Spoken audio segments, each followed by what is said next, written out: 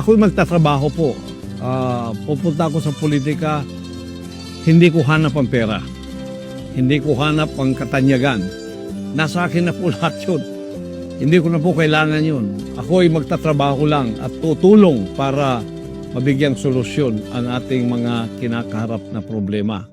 So, yung aking pong paggobyerno ay ang tinatawag na laban sa korupsyon, yung governance and anti-corruption. Gagawin ko ang isang pagtatatag ng isang truth commission. Binubuo ito ng mga ordinaryong mamamayan upang imbestigahan ang mga kaso ng korupsyon sa loob ng ahensya ng gobyerno.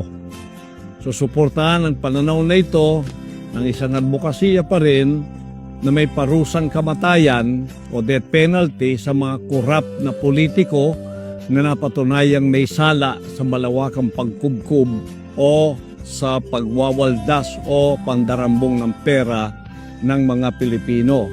Yan po ay advokasya rin ng isa kong kasamaan sa PDP Laban, si Atty. Vic Rodriguez. Pareho po kami riyan.